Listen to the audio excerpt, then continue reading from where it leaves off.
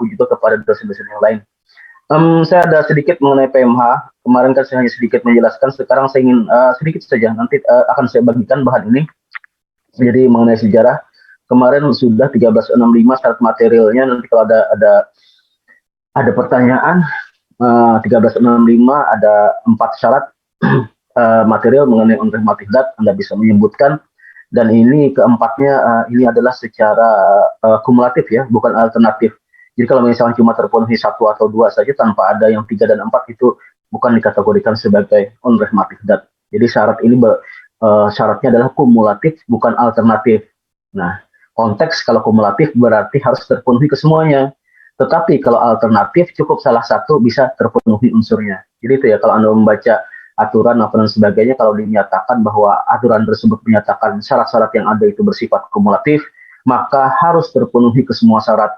Tidak terpenuhi satu saja, maka tidak menggugurkanlah apa yang akibat hukumnya. Jadi kalau misalkan perbuatan melawan hukum ada 4 syarat material, tidak terpenuhi satu berarti bukan kategori PMH. Tetapi ketika ada peraturan perundang-undangan menyatakan bahwa dalam sebuah syarat itu cuma alternatif, artinya apa? Bila terpenuhi satu, ya tidak harus 3-nya dipenuhi lagi. Sudah cukup 1 saja pun boleh kalau itu alternatif. Tetapi kalau yang kumulatif itu harus keseluruhan terpenuhi. Jadi itu ya, nanti kalau misalnya tidak hanya berlaku dari PMH saja, ini berlaku generalis mengenai hukum-hukum yang lainnya. Kalau misalkan di peraturan perundang-undangan ada mensyaratkan, apakah dilihat dulu, apakah dibaca syarat ini merupakan kumulatif atau alternatif. Sekali lagi ketika kumulatif maka harus terpenuhi ke semua syarat, tidak boleh ditinggal satupun. Tetapi kalau cuma alternatif bisa saja terpenuhi 1 sudah cukup tanpa harus diikuti oleh syarat yang lainnya.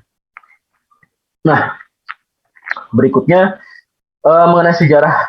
Jadi periode tahun sebelum dan sesudah 1919. Nanti di mata kuliah hukum perikatan akan banyak dibahas. Tapi saya hanya ingin memberikan materi ini sepintas mengenai PMH pun hanya secara umumnya saja.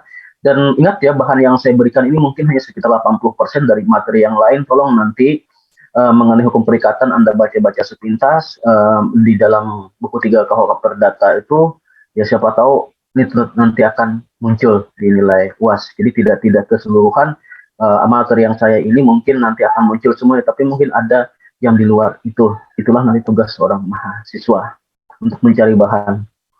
Nah sekarang sebelum tahun 1919, intinya di dalam sebelum tahun 1919 itu mengenai PMH ditafsirkan hanya secara sempit. Ini perbedaannya. Jadi periode sebelum tahun 1919 itu PMH hanya ditafsirkan secara sempit. Artinya apa? Di sini tiap PMH itu dikatakan PMH apabila dia bertentangan. Yang pertama, hak orang lain yang timbul karena undang-undang, terus dan bertentangan dengan kewajiban hukum sendiri yang timbul karena undang-undang. Jadi hanya sebatas apa yang diatur oleh undang-undang. Itu sebelum tahun 1919. Karena apa?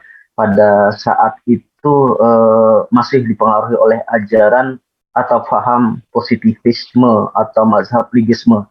Jadi intinya dalam paham positivisme ya, harusnya ada seperti itu karena itu berkaitan dengan aliran atau mazhab ligisme. Itu intinya segala sesuatu itu harus berdasarkan peraturan perundang-undangan yang bersifat tertulis. Jadi itulah yang dikatakan bahwa paham positivisme atau ligisme. Jadi segala sesuatu itu harus berdasarkan peraturan perundang-undangan yang bersifat tertulis. Jadi apa yang diatur dalam undang-undang itulah bunyi hukum. Intinya seperti itu dalam aliran ligisme.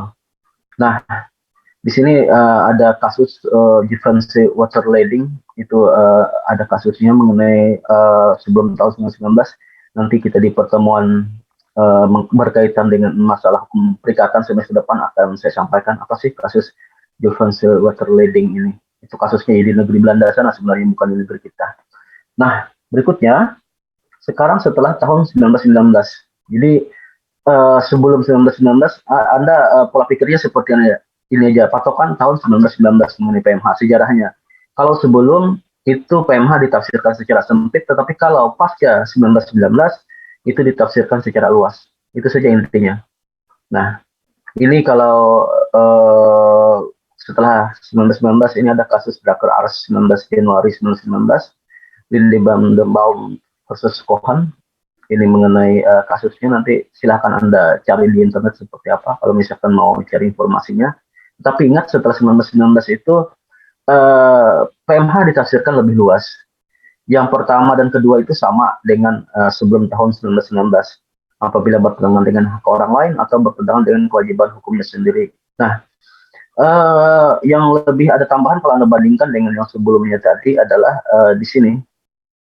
Nah, yang nomor 3 dan 4 bertentangan dengan kesusilaan baik atau bertentangan dengan keharusan atau kepatutan. Jadi di sini konteksnya tidak hanya lagi berdasarkan peraturan perundang-undang yang bersifat tertulis, karena kalau bertentangan dengan hak orang lain atau kewajiban hukumnya sendiri ini kan kaitannya dengan masalah apa yang diatur oleh undang-undang dengan adanya paham legisme tadi.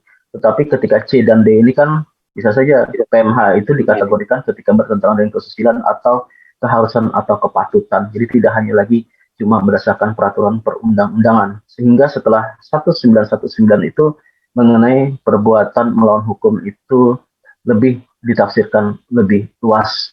Nah, hal tersebut dipengaruhi oleh mazhab atau aliran sejarah historis. Jadi kalau sebelum 1919 itu mereka dipengaruhi oleh aliran ligisme atau positivisme, sedangkan setelah 1919 itu mereka dipengaruhi oleh ajaran historis atau mazhab sejarah, sehingga mengenai perbuatan melawan hukum ditafsirkan lebih luas.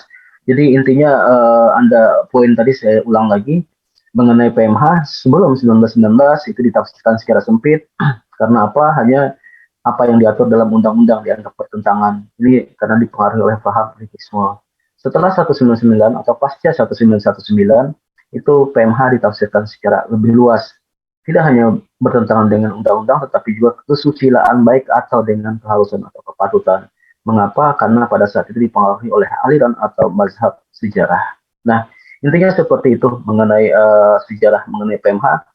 Dan nanti juga kalau misalkan materi saya tidak ini sebagai PR Anda baca-baca nanti mengenai berakhirnya perjanjian apa dan itu sebagainya, tolong dibaca-baca saja. Kalau tidak ada di slide saya silahkan cari bahan sendiri berkaitan bagaimana berakhirnya sebuah perjanjian itu apa yang mengakibatkan berakhirnya suatu perikatan. Sekarang saya dengan janji saya ingin menyampaikan bahan ini, silahkan nanti dibaca-baca saja untuk bahan, tapi ini bahan secara umum silahkan nanti Anda cari sendiri mengenai tambahan yang lebih dalam. Tetapi ingat, di materi hukum perikatan, di mata kuliah hukum perdata, sekali lagi itu hanya saya menyampaikan pengantar, introduction, hanya yang secara umum mengenai hal-hal yang lebih rinci, lebih teknis.